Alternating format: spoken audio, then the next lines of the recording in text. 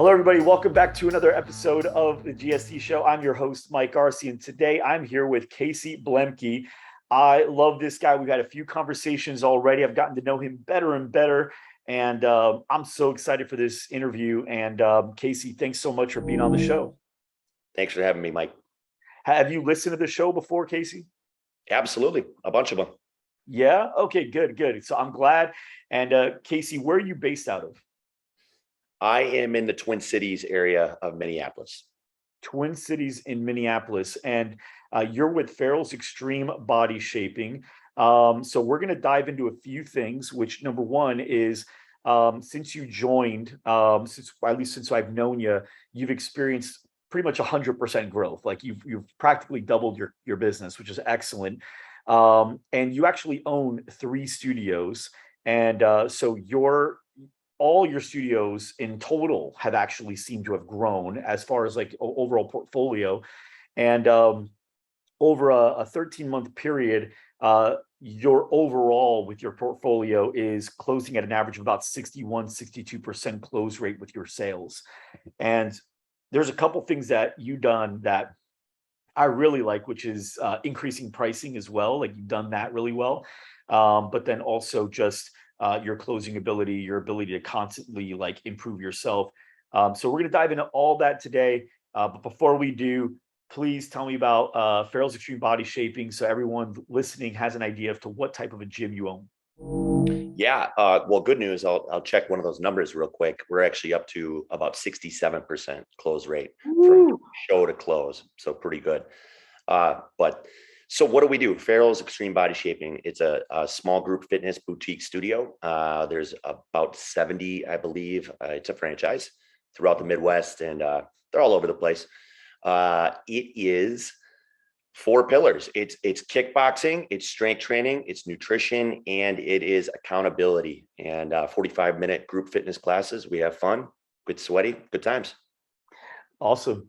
And so this franchise, how many locations are a part of this franchise? Yeah, I believe there's 70 right now. 70 right now. Okay, very cool.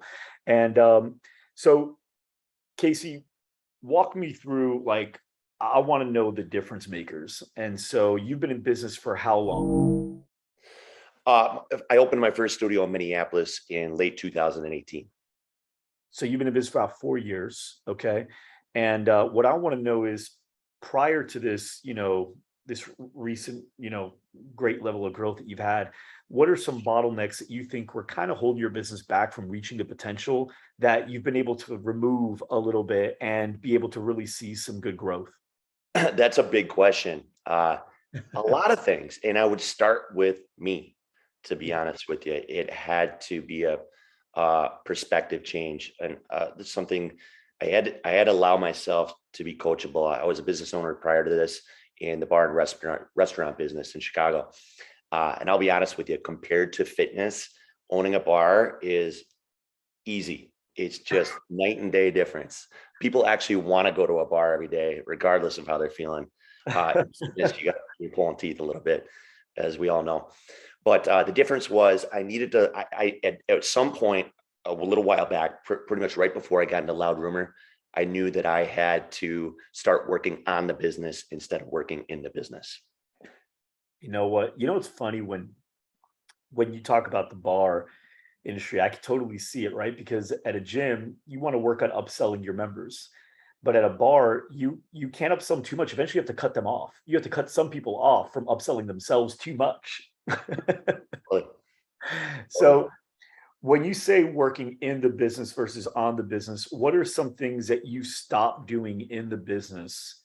And what are some things that you started doing on the business? Sure. The bare bones basics, just like anybody else probably listening to this that's in the business, you start with all the hats. And I knew early on that in order for me to scale and grow and get some personal time, to not trade my time for money, I needed to grow and scale. So in other words, what I used to do is I would teach every class. I was the coach, I was the instructor, I was management, the head of janitorial services, of course, all that good stuff. And at this point, I've gotten to the point after opening 3 studios to where I really don't ever have to be in the studios to make them operate successfully. How's that feel? Well, it feels amazing, but I will tell you what's interesting is any driven entrepreneur will tell you, uh, just because I'm not working in that part of the business, now I have a whole new can of worms to look at and to work on, which is what it's all about, You growth. al- you always will too. There's always another level. I've learned that too. It's like, you got the first level where you got like one or two employees, and then once you feel like you figured out, then you got five or six. You're like, okay, it's a little different. Communications significantly more difficult. Then once you get to like 10 or 11, now there's like some middle management. Once you get to like 20, 25, there may be even another layer of management. And once you get up to like 40, 50 employees, I mean, you've got layers of teams of management underneath each one. And your skill set of a leader has to improve. One of my mentors told me it's like being the captain of a basketball team versus the coach versus the general manager versus the vice president versus the owner. Who you talk to, how you talk to them is not only done differently, but it can be taken differently as well. So, leadership stuff is never ending in development as long as your company's growing. Absolutely. Um, so sales, you said you've experienced about double growth, right? You've grown by about 100% here. What do you Or, more than 100%? So oh you yeah, we're up so since we another, took these notes, okay. the notes are outdated. We're up another 25% since those notes. I think the notes are from like 3 weeks ago. About a month ago. Yeah. A month Yeah. ago. Okay. Well, Yeah. excellent. So I want to talk about that because for you to get over 100% growth, more than doubling your company, there's typically a few things that have really gone right. So what are some things that you feel like if you didn't really dial in on and get those things firing, it would be a very different story for you right now? I would start with processes. Number one, first and foremost, the biggest thing I had to do was start documenting and establishing best practices, systems, processes. And the reason why, like I led with, uh, it was the only, I needed to duplicate myself. If I wanted to scale, I knew I wanted to open up more studios. If I wanted to scale, I knew I had to have systems in place so that I wasn't the guy doing everything. It starts there, but there's much more than that. Sales, of course, you put a lot of effort and training into sales and marketing. So when you say systems and process, give me an example of like a couple things that you've really created documentation around that's allowed your team to be more successful in executing the way you need them to without you. So Farrell's does this interesting thing where we do these 10-week challenges every quarter. And the cool differentiator is it's literally just a repeating quarterly process. So I got in this mindset. I'm like, okay, if I'm going to repeat this every quarter, well, I'm just going to document everything I do and I did this for a year. I just documented everything. And I grew I use a software called Trainingwell as my systems, my operations manual. Um, I'll give you an example. I now know, so everything repeats every 13 weeks, every quarter. So I know my studio managers on week 4, Tuesday at 3 p.m. It's literally bullet pointed out specifically what these guys do. It is, well, I try to do it so a kindergartner could do it, to be honest. Mhm. And and so with your team, how did they respond to the processes? And because what I've experienced is depending on the leader's delivery or the amount of new systems that come in at one time or the players on the team, the response to new systems could be great or not great. So what was your team's response to all these new things that you started implementing system wise, and why do you think it was that way? Okay, if I just tell somebody what to do, and I'll put myself as an example, if somebody tells me what to do, I'm generally going to dig in my heels and give them the Heisman, be like, no way. And so I know that, so I always lead with why. So I develop these systems, but I don't just tell them to do it. I say, well, I'm going to try to make your life easier. I'm going to empower you to be a better leader at your studio. And here's the why I have these systems. And in my experience, I've seen that these systems will just make your life easier and make you a happier human being. If you lead like that, they'll generally follow, from what I found. So they, because it's easy for a person to see new systems as complicating, distracting, frustrating. What you do is you help them understand that the reason for their existence is simplification, ease, less worry, less headaches. Yeah, it's the definition of insanity not to do it this way. It's true. It's funny how some people resist systems when their whole purpose for existing is to create simplicity. That's the idea. It's like, how do we just do what we're doing, but simpler? Like if a basketball team is running around just doing their best, it's like, how about we just create a play or a few plays that like we know that it's going to cause our best shooter from this side of the court to get the ball in that side of the court automatically. Otherwise, we're just kind of doing our best to get him open there every time, and it could sound like, oh, great, now we got to learn to play. Or it's like, cool, I like that idea. Yeah. Because if we get Josh open over there, we're going to score a lot more points easier. Great. So, Sorry, you said it best in one of your power calls, I believe, and I really took this one to heart. It's you just run the play. It's the playbook. Every NFL team has the playbook, and I've developed a playbook, and now it's about training with the playbook. And the team that trains the best behind the scenes probably is going to win. And I really take that to heart, and it's what we do. yeah, I love the idea of process systems so much. I wish more people used plays, and to show you the power of plays. People like Tom Brady and LeBron James, Kobe Bryant, these guys, they not only memorized dozens and dozens and dozens of plays for themselves, but they literally memorize the opponent's plays so that they can predict what they might do, because they know that plays are more effective. So they know that if this team's running a good play, I'm likely to get beaten. Therefore, if I can know that's how important plays are, is I know that plays are so good, I can lose if I don't know them. There's a really great scene of LeBron James and Kobe Bryant. And LeBron's known for memorizing so many other people's plays. And Kobe Bryant is standing there, and LeBron James is like leaning over, waiting for the ball to come into play. And he looks over at Kobe because I guess he noticed in the corner of eye he's moving something. And Kobe does this. And LeBron goes, ISO, ISO. He already knows that this means, it means give me the ball and move out of my way. I'm going one-on-one, right? And so when you're looking at it as a business owner, it's like, dude, not only are plays so powerful that they can help you succeed, but when you look at it, the best of the best are learning plays at such a high level, because learning them at that level makes you unstoppable. So I love it, man. Now you talk about sales and training your team. So what does the training rhythm look like for you and your people? Or if I was on your team, what's my experience in the sales training in your company? Sales training has been quite the journey. I have built it up and torn it down multiple times since I've started. And it's always going to be a work in progress. But the team that I currently have, I have brought in people that have experience in big box gyms, which is it's great. And it's also awful, because I got to tear down some bad habits that they had with the box gyms, and I got to build them back up based on the boutique fitness model.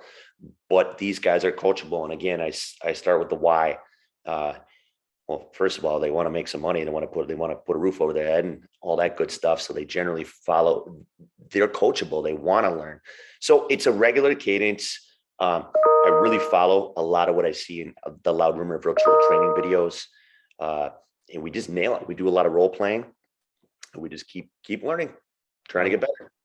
I love, for everyone listening and watching too, and maybe leaders that you have as well, Casey. One thing that I've learned is really good. There's a quote that says practice makes permanent. But like there's practice makes perfect, there's practice makes permanent. I believe in practice makes permanent. And whatever you practice is what you're going to get great at. And so being able to have a conversation with your team when you're looking to change sales processes and say like, hey guys, here's the deal. Practice doesn't make perfect. Practice makes permanent, meaning whatever you practice, you're going to get really great at.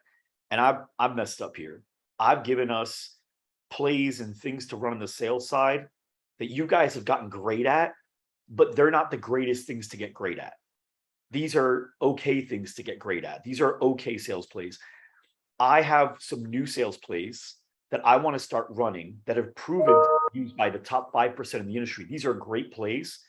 And if we can get great at the great plays, the way we've gotten great at the not so great plays, we're going to reach a whole new level. So thank you guys for being great at the stuff that unfortunately I gave you wasn't the greatest, but now I've got some of the greatest. Let's get great at that too. Yeah, right. Awesome. Are your leads slipping through the cracks? Does managing your software keep you up at night? Does customer support take days, weeks, or even months to get back to you? We get it. Fit Pro Tracker was developed by gym owners for gym owners. With Fit Pro Tracker, you can easily process payments, create and sell products, schedule your sessions, market your business, and communicate with your contacts, all in one fitness software. See why hundreds of gym owners are making the switch to Fit Pro Tracker today. Casey, one of the things that you've got that a lot of people listening may not have is multiple locations. You have 3 studios. How close are they to each other? Luckily for me, they're all within 15, 20 minutes of one another. How do you find that helps? Do you have leverage if like you have instructors that are sick or managers or anything like that? Yeah, there's definitely economies of scale that go on. Yes. So it does help when I can bounce people around to different studios. Absolutely. What's the most difficult part of having 3 studios compared to 1? This is easy. 1 + 1 + 1 = 9. Well, okay. So what does that mean to you? I know, but what does that mean to you? You would think that you would think that it's just 1 + 1 + 1. But what I've found is the biggest challenge is, this is going to make a lot of sense. It's people. When you start to scale to 3 places, it just becomes exponential, and people are dynamic. They're complicated. I have almost 1,200 members between my 3 studios, and between full and part-time, 55 employees. So it starts to get a little complicated. There's not a day that goes by, and you know this as well as I do, there's not a day that goes by without some kind of firefighting going on. Yeah. And you know what? It just continues to compound over time. The cool thing is we get better at fighting fires. So however bad we were at managing 30, we're that bad at managing 50, but one day we're going to be better. And we're that bad at managing 90. And then we're going to get better than we're that bad at managing 150. As long as we can keep getting better and just bad at the next level, we're fine. I love that mentality, Mike. I agree with that. Yeah. So Casey, talk to me about management, because you got 3 studios. What does your management structure look like, and how do they communicate on a regular basis in order to make sure there's good camaraderie and everyone's speaking the same language? Yeah, great question. Now, this has also been a huge work in progress. I've had to build things up, tear down.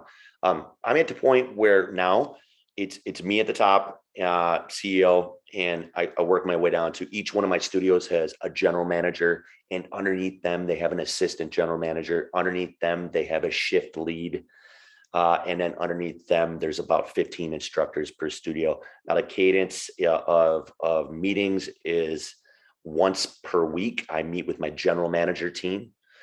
We meet for 60 to 90 minutes, and we follow the traction system on those meetings as much as possible. EOS, as a side note, but it's something that's been a work in progress. I used to meet with my whole team. That just got noisy. I meet with the leadership crew, and they work their way down, and they have a cadence that they meet with their AGMs and systems and protocols to follow. They follow the agenda. So far, knock on wood, it's been working pretty well with this organizational structure. I love that. And so when it comes to sales training, are your managers going through sales training and leading sales training?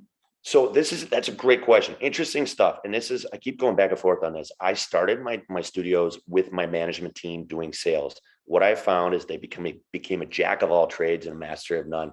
Operations suffered, customer service suffered.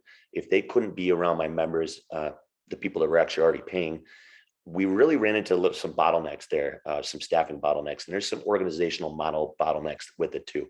But what I found with my specific gyms is I went a different direction. I outsourced. So I went and said, you know what? I gotta silo this stuff a little bit.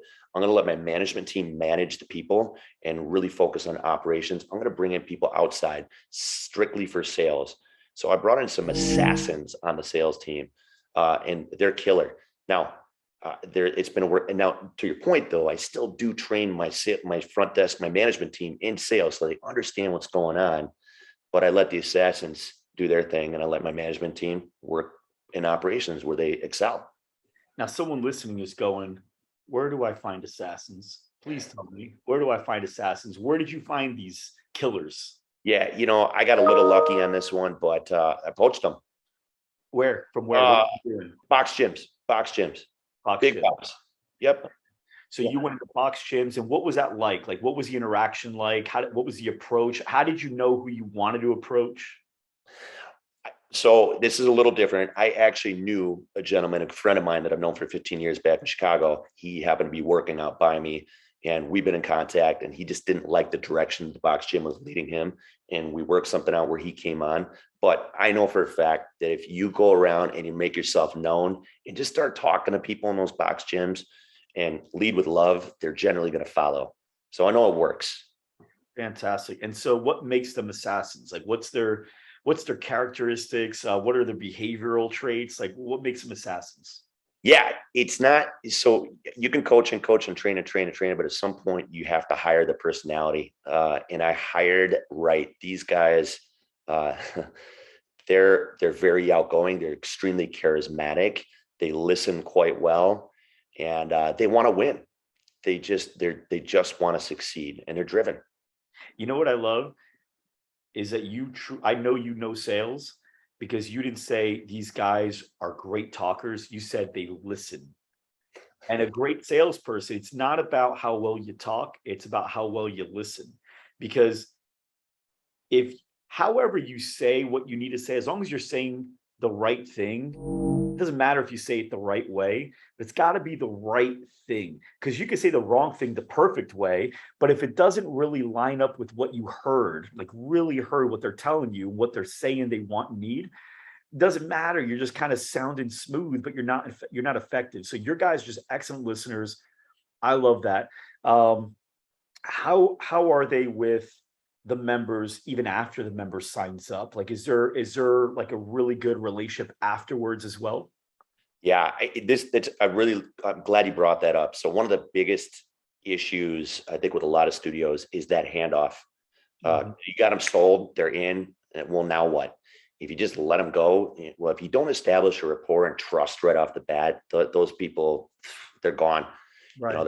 They're gone. They're not coming back. So my sales team, they're always there. They're always present, even though they're not really in the operations mix. They're seen, they're present. They follow up with people. They're just good human beings. You know what I mean? So they don't just shut off once the deal is done. They're still interacting with these people, building rapport, trust, and bond. And I asked that because you called them assassins, so I assumed that would be so. They're the greatest salespeople of all time. Never stop selling the person they sold. Now, what that doesn't mean is you constantly keep getting more money from them. What that does mean is you keep reminding them why they chose you. Like, for example, I'm continuing to sell my wife on choosing me every day, right? Like, at the end of the day, she could stop buying whenever she wants to. So I've got to continue to prove to her, hey, you made the right choice. I'm the right product, right? And so there's a great story. Have you ever heard of my Carl from Kia story? Yes, I have, actually. Yeah. So I'll give the short version for people on the call. I'm still not a car guy. I have a Tesla because I'm an Elon Musk guy, right? But prior to that, I never cared about what car I got. And it was 2012 or 13. And I needed a car. Mine just broke down. So I was like, okay, I rode that till the wheels fell off. I saw Blake Griffin jump over a Kia in a dunk contest. And I go, I never heard of Kia. I'm going to go check him out. I went to the car, to the dealership. I'm like, what's the car that Blake Griffin jumped over? They go, the Kia Optima. I go, I'll take that one. Like, you want to test drive? I'm like, no, not really. We go to sit down, and we're sitting down in the, the table where now he's like negotiating or whatever it is. And I look over at the table next to me, and there's like 50 trophies, 40 trophies, whatever it was, on this one desk, on the chair, on the desk, on the floor, on the shelves. And I look over at that cubicle, and I'm like, why do you guys keep all the trophies here? Why don't you put them in a storage closet? And he goes, oh no, that's Carl's desk. I go, what do you mean? Where does he sit? He goes, oh, Carl doesn't come in unless he's got an appointment. I go, wait, those are all his trophies? You won those? Or are you guys just keeping him at his desk because he doesn't come in? They go, no, he's been salesman of the year like every month for like the last 3-4 years. I'm like, I want him. How do I get him? I'm like, no. And what I started asking questions, I'm like, how come you don't have trophies? Why don't you just do what he does? And this guy apparently is so great at building relationships. He goes to their bat mitzvahs, he goes to their weddings, he goes to their birthdays, they take vacations, they invite him to barbecues and everything. And I'm just like, man, this guy has dialed in on his existing members so hard that everybody wants to refer business to him. So he doesn't ever have to go hunt. He's hunted. And this guy, from what they said, he literally gets 5 to 10 referrals per day. Him for a car. And he signs up like 2 to 3 a day. Isn't that crazy? So anyway, I just thought it was great. And your sales guys are doing it right. For everyone listening, man, what Casey just said, getting your sales guys to really appreciate the fact that people know people like them. Birds of a feather flock together. Treat your members right. And they want to bring people to come hang out with you because they love you so much. So I love that, Casey.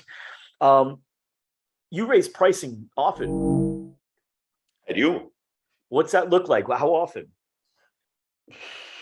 Oh boy, once a quarter, once every 6 months. Just kind of depends how things are looking. It is not like massive, but I knew this was something I'd have to do, so it was kind of factored in when I opened. Why? What caused the beginning of that, where you're like, you know what, I'm just pricing more often than I am? Yeah, you just you look at the numbers. You just run the projections. You look at the numbers long term, and you just see, well, hey, if there's, well, it's just simple math at the end of the day, and it's a hell of a lot easier to bump up memberships by $5 than it is to get a bunch of new members. Right, because, and here's the thing, we talked about this at GSD Con Money. Even though you may have to get the same, even though, let's say, selling a certain amount of members versus raising price on members could equal a certain amount of top line equality, the difference in profit is significant because whatever you increase pricing by goes straight to the bottom line, right? Because nothing else changes in the middle. So in reality, you have to sell less members. You might get less top line, but oddly, you still probably get better.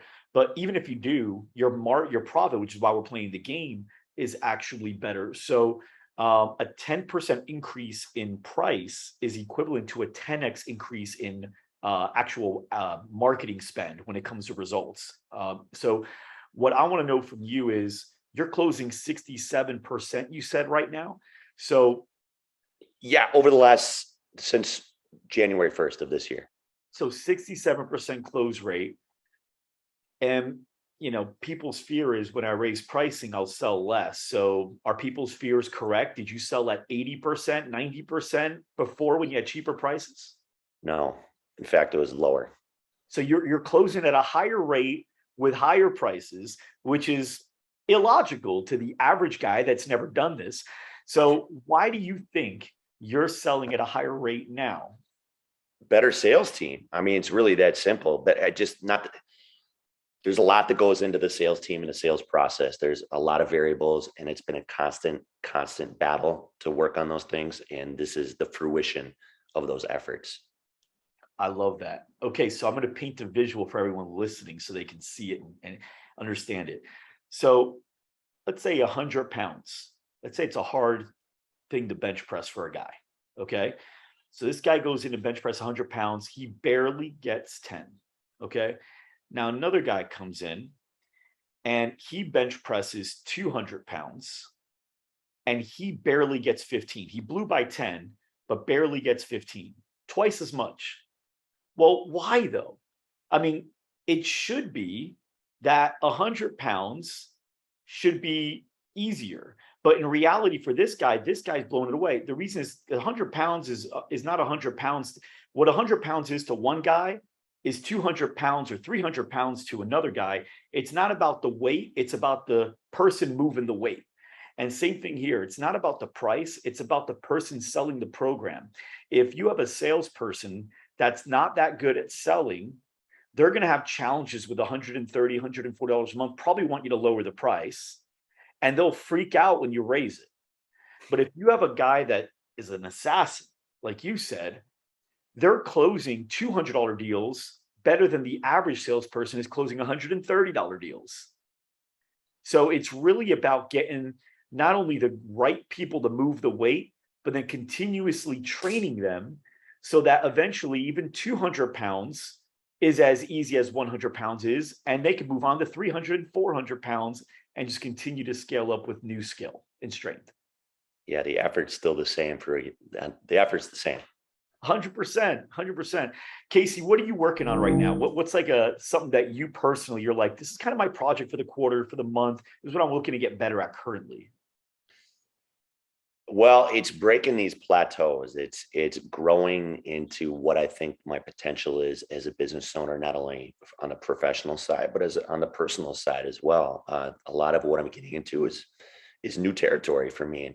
And it's one of the reasons that loud rumor is so important for me, because I'm getting into a space right now where I don't have any context, right? So I'm still trying to grow. I don't know what the ceiling is, but I see other people in the industry through loud rumor. I'm like, all right, well, this is what the potential is. And I'm just constantly like, how do I get there? So for me, it's always personal development of mindset and leadership skills, communication. It's just, I hate the idea of being on my deathbed saying, I wish I would have gotten to my potential, or I wish I would have put in the effort. If there's one thing that I'm never going to say is I regret not putting in the effort. I love that. 100%. I agree with that part. I also have learned that nobody ever hits their potential because it's a constant expanding thing. It's like the universe, right? Just when you reach what your potential was 3 years ago, your potential just expanded so much further because you didn't just learn whatever you learned how to learn. And so now your brain can learn a more in-depth thing. You know, I was talking to my son about this, you know, because he's in high school now, and he's like, why do I have to learn math, like geometry? Like, I don't understand how I'm ever going to use this in life. And I said, look, man, you probably will use geometry in life, but not in the way that you're learning it in a book.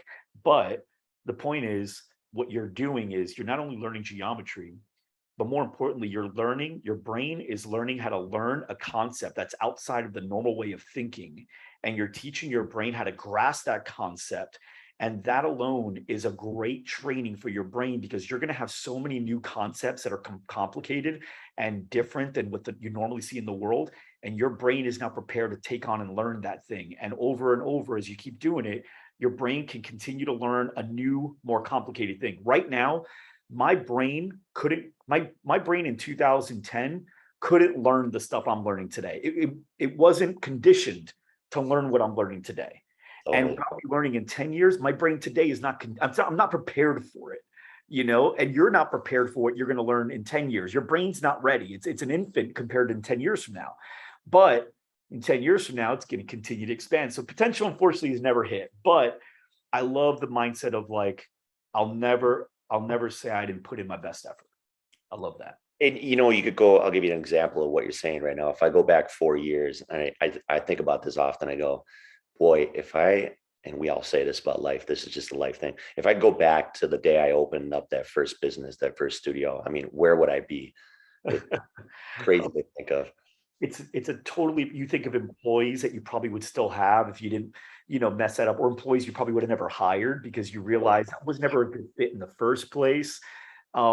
Yeah, you know, but at the end of the day, there's no way to get to that without that experience, because experience is a fantastic teacher as well, you know? So yeah, Casey, man, I love what you're doing. Your close rate's fantastic. Your growth is awesome. Your trajectory is just great. I'm super proud of you and the way you've been continuing to grow. You've actually become not only somebody that I love that you're getting things from Loud Rumor community and you're constantly learning from it, but also you're contributing to it at a high level as well. I think people are learning a lot from you, and I'm excited to, you know, continue seeing you grow. I mean, I can't wait to see 4 years from now, Casey. I'm excited for it. Right on. I appreciate those kind words, Mike. Well, for everyone watching, for everyone listening, thank you so much for tuning in today, and we will see you in the next episode.